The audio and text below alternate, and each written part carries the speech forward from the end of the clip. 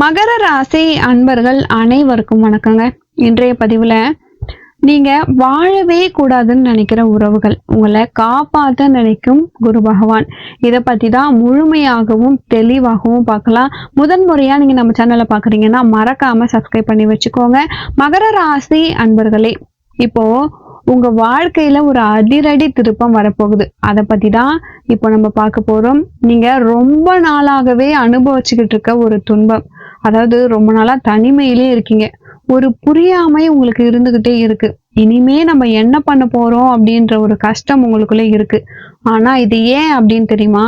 இப்போ உங்களுக்கு இந்த கஷ்டத்தெல்லாம் நீக்கணும் அப்படின்றதுக்காகவே குரு பகவான் உங்களுக்கு ஒரு நேரடியாகவே நடந்து வராருன்னு கூட சொல்லலாம். உங்க மனசுக்குள்ள நிறைய கண்ணீர், அதாவது இந்த கண்ணீருடைய ரகசியம் யாருக்குமே தெரியாமவே இருந்திருக்கும்.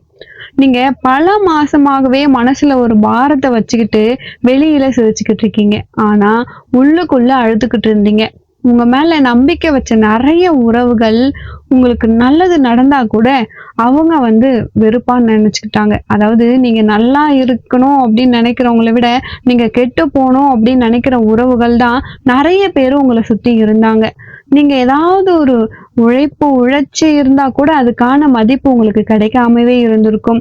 ரொம்ப நாளா தனிமையிலேயே நீங்க இருந்திருப்பீங்க. அத்தனை கஷ்டத்தையும் நீங்க தாங்கிக்கிட்டீங்க. ஆனா இப்போ அத்தனை கஷ்டமும் உங்களுக்கு முடிவடைய போகுது அப்படின்றதுக்காக தான் இப்போ இந்த பதிவை நீங்க கேட்டுக்கிட்டு இருக்கீங்க. குரு பகவானின் அருள் உங்களுக்கு முழுமையா கிடைக்க போகுது. முழுமையா உங்களுடைய ராசிக்கு பிரவேசிச்சுட்டாரு அப்படின்னு தான் சொல்லணும். அதுலயும் இந்த குரு பார்வை உங்களுக்கு சஷ்டாங்க பார்வையாவும் கிடைக்குது. அப்போ ஜோதிட ரீதியா நம்ம சொல்லணும் அப்படின்னா, இப்போ நான் சொல்லக்கூடிய ஒரு பரிகாரம், ஏற்கனவே நீங்க நிறைய கஷ்டப்பட்டுட்டீங்க, வலுக்கட்டாயமான சோதனைகள்லாம் உங்களுக்கு நடந்துருச்சு.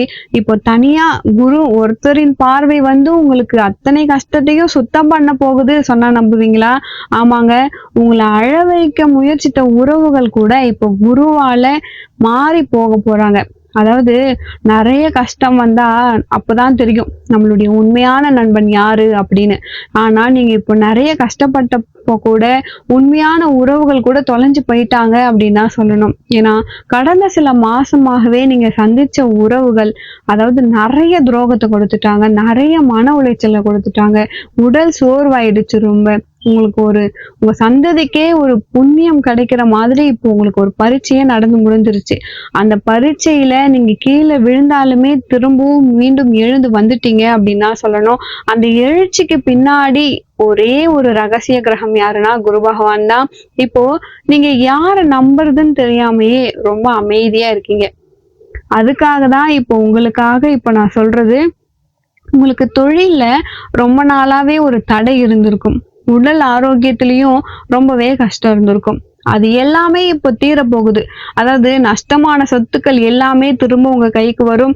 நீங்க ரொம்ப நாளா ஒரு அழிக்கப்பட்ட நம்பிக்கைக்கு பதிலா ஒரு புதுமையான ஒரு வலிமை கிடைக்க போகுது அப்படின்னு தான் சொல்லணும். யாரை நம்புறதுன்னே தெரியல, யாரை நம்பினாலும் ஏமாத்துறாங்க.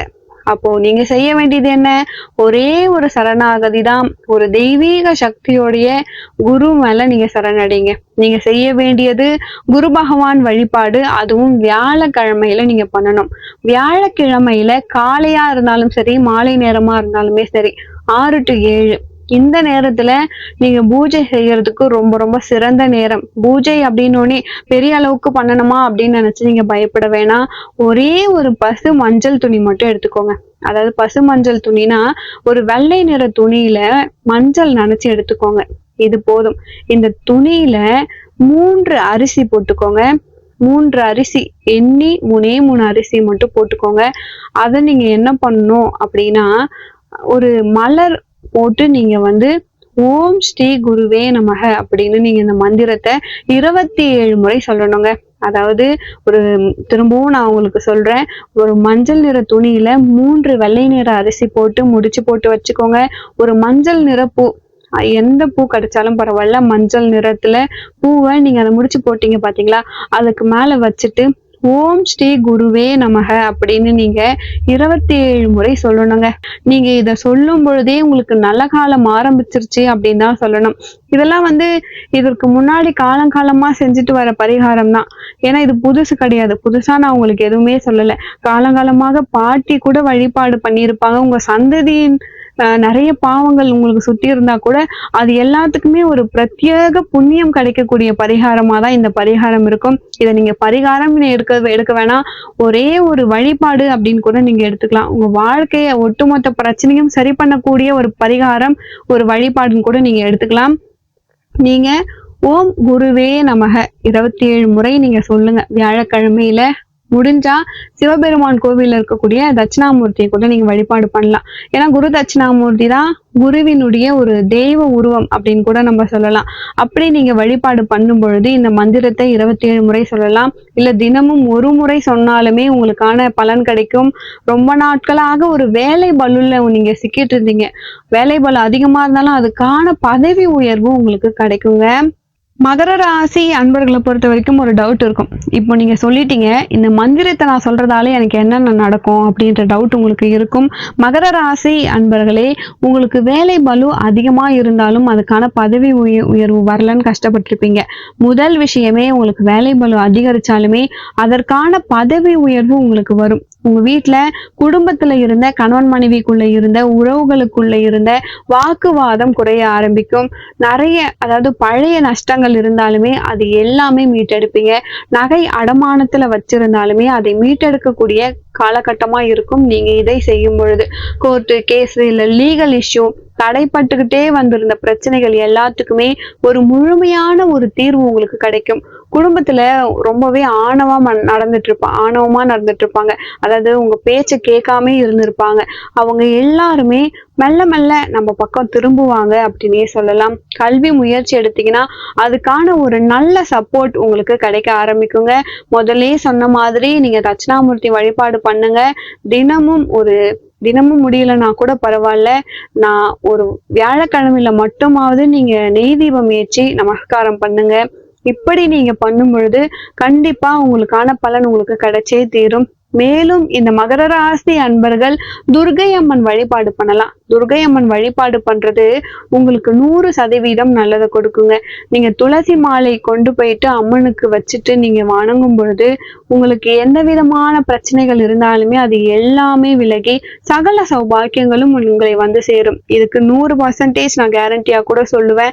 ஏன்னா துர்கை அம்மன் வழிபாடு மகர ராசி அன்பர்களுக்கு ரொம்ப ரொம்ப முக்கியமான ஒண்ணாவே இருக்கு.